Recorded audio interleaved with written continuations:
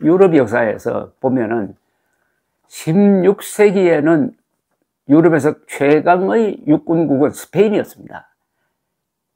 스페인이 그때 이 바다를 통해서 미국 대륙을 이렇게 식민지로 만들고 있었는데, 그때 유럽 안에서는 최강의 육군을 운영을 하고 있었는데, 그러다가 이제 역사가 바뀝니다. 그건 16세기고 17세기가 되면은 이게 네덜란드의 세기가 됩니다. 네덜란드는 해군국이죠. 스페인의 식민지였다가 독립을 해가지고 네덜란드가 세계로 뻗어갑니다. 해군국이 이제 중심이 됩니다. 네덜란드의 세기.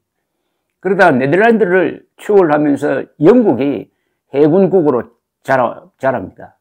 그게 17세기 사정인데, 18세기가 되면은 프랑스의 루이 14세가 등장해가지고 유럽에서 사실상 패권 국가가 됩니다. 그때 프랑스는 인구도 많고 경제가 뛰어나고 해가지고 군사비 지출을 막강하게 할 수 있었습니다. 그래서 18세기에 들어가면은 최강의 육군은 프랑스 육군이 되는 겁니다. 그러다가 프랑스 대혁명이 일어났습니다. 나폴레옹이 등장합니다.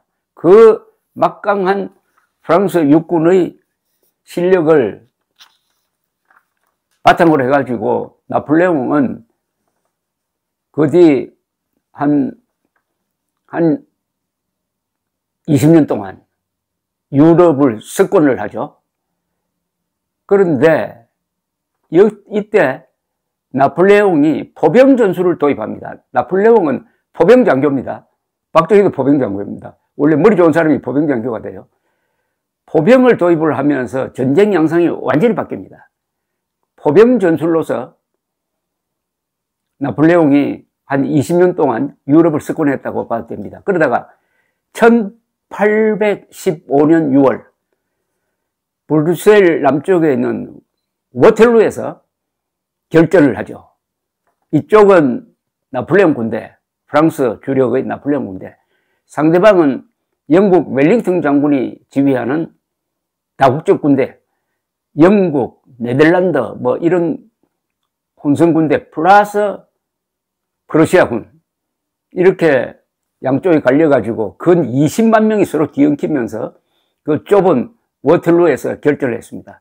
저는 작년에 브뤼셀에 가서 워털루 현장을 둘러보면서 그 전쟁 상황에 대한 재구성을 해서 월간조선에 소개한 적이 있습니다. 여기서 프랑스 군대가 졌습니다. 100년 이상 계속되던 최고 육군국으로서의 프랑스가 이제 한풀 꺾이는 거죠. 그래도 워낙 프랑스의 육군이 강하니까 그 뒤에도 19세기에도 프랑스 육군 하면은 알아주었습니다. 확실하게 꺾이는 게 언제냐? 프랑스 육군이 확실하게 꺾이는 게 언제겠습니까? 그건 바로 프러시아가 등장해가지고 독일을 통일하는 과정에서 1870년에서 71년에 걸쳐서 보불 전쟁이 일어납니다. 이 보불 전쟁에서 프러시아가 이깁니다. 즉 최강의 육군국 두 개가 격돌하는 거죠. 보불 전쟁에서 프러시아 군대가 이겨가지고 파리를 포위하고 프랑스의 항복을 받고 베르사유 궁전에서 프러시아 왕이 황제로 등극해가지고 제국 설립을 제2제국입니다. 제2제국의 성립을 선포하는, 그걸 기점으로 해가지고 유럽에서 최강의 육군국의 월궤관은 바로 독일로 넘어갑니다. 그때부터 독일이 유럽 최강의 육군국이 됩니다. 그러다 그 뒤에 어떻게 됩니까? 1차 세계대전이 일어납니다. 1차 세계대전의 주전장은 독일과 프랑스 국경지대죠. 독일 프랑스 국경지대는 대평원입니다. 거기서 산도 없고 강도 없으니까 어떻게 싸웁니까? 참호를 파서 싸웠습니다. 참호전을 했습니다. 참호전을 하니까 기관총이 가장 중요한 무기가 되었습니다. 거기에 포격전, 그 다음에 전쟁이 끝날 무렵에 탱크가 등장을 하는 겁니다. 자, 이 제1차 세계대전은 어떻게 보면은 프랑스와 독일이 서로 붙고, 프랑스를 영국이 편들고, 나중에는 미국이 편들고, 독일은 오스만 터키가 편들고, 오스트리아가 편들고 하는 이런 형국이었습니다. 여기서 프랑스가 이깁니다. 프랑스는 보불전쟁에서의 패전을 1차 세계대전의 승리로 만회한 셈이 되었습니다. 그러면은 프랑스 육군이 다시 최강의 육군이 되었을까요? 그것 결승전이 좀 남았습니다. 그러다가 1939년에서 1945년 사이에 6년 동안 계속된 제2차 세계대전이 터집니다. 제2차 세계대전 때 독일군은 새로운 전략 개념으로 무장합니다. 히틀러의 독일군은 전격전 개념을 발전시킵니다. 그건 뭐냐? 이제는 참호전, 진지전은 안 한다. 탱크, 비행기를 결합시킨 기동전을 한다. 여기서 최강의 독일군이 등장합니다. 숙적인 프랑스군을 6주 만에 아주 괴멸시켜버립니다. 1940년 5월, 6월에 있었던 일이었습니다. 마지노선도 무력화됩니다. 6주 만에 당시에 세계 최강으로 여겨졌던 프랑스군이 항복해버립니다.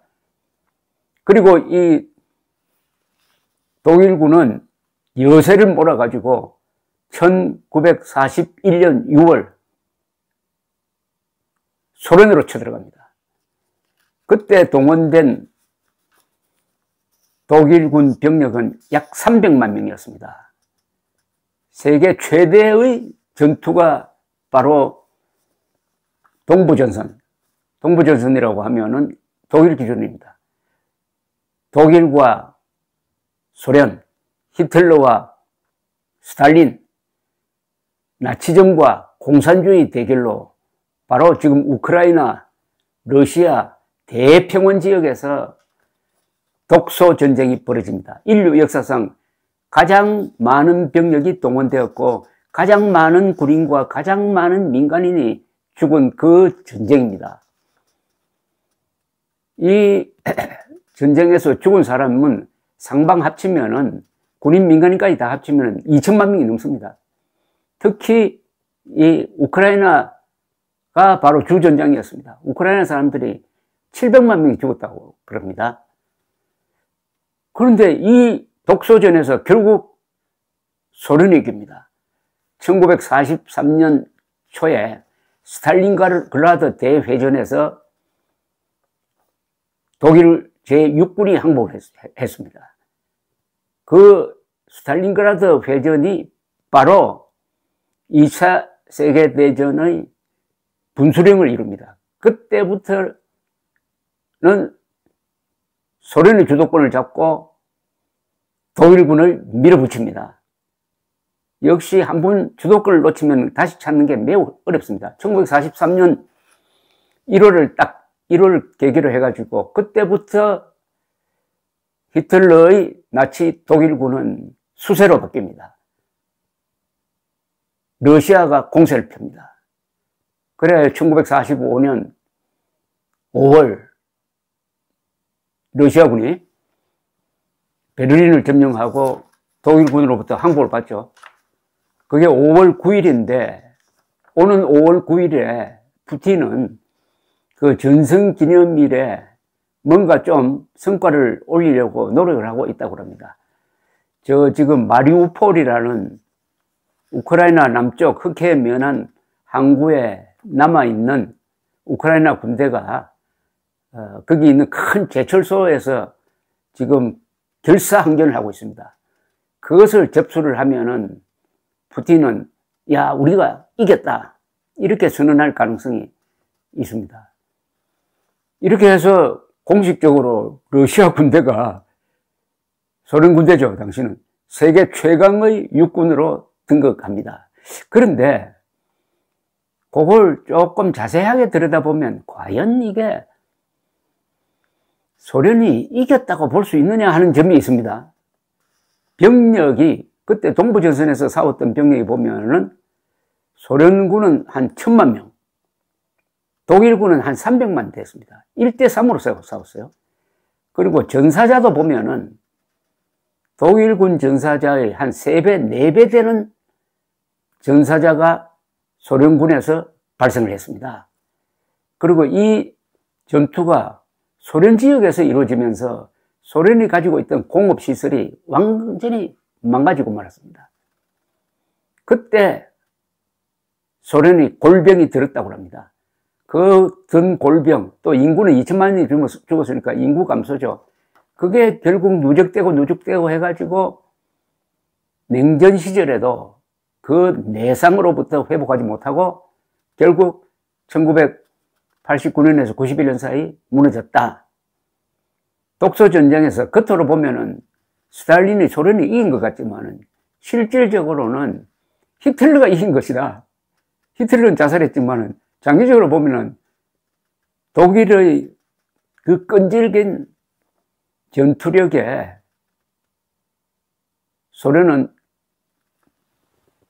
회복할 수 없는 상처를 입었다.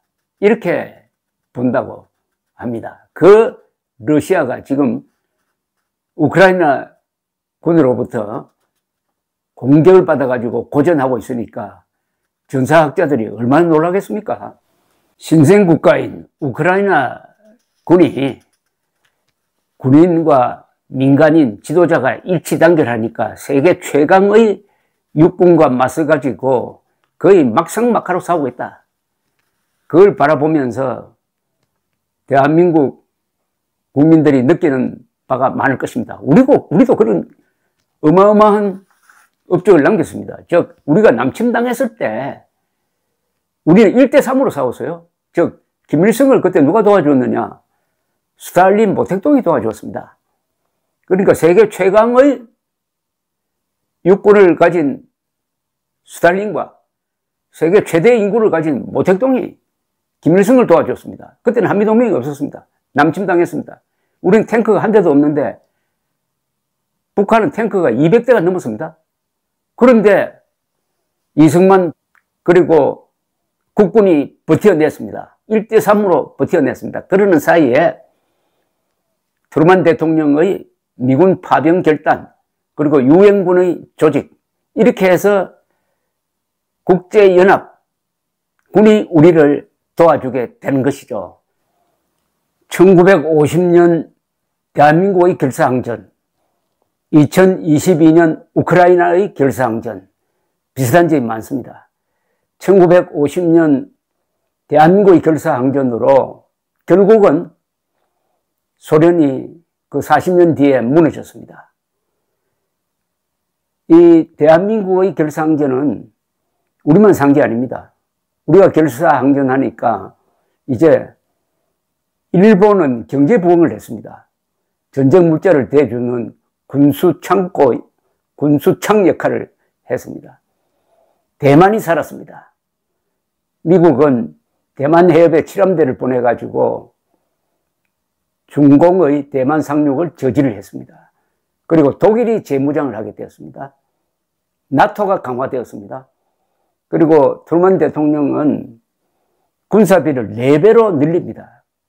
본격적으로 소련을 상대로 군비 경쟁을 합니다. 그렇게 되면 경제력이 약하면 무너지게 되어 있습니다. 그게 바로 1980년대 부작용이 나서 고르바초프 시절에 소련 제국이 무너지고 자유세계가 승리했습니다. 이번에 우크라이나가 버티면은 미국이 원하는 대로 러시아가 결정적 타격을 받으면은 아마 그와 연동되어 가지고 중국도 풀이 꺾일 가능성이 있습니다. 중국도 대만 점령을 포기할 가능성이 있습니다. 중국이 약해지면은 북한도 약해지게 되어 있습니다. 그러면은 또다시 우크라이나가 자유세계를 지켜내는 한국과 같은 역할을 하지 않겠습니까?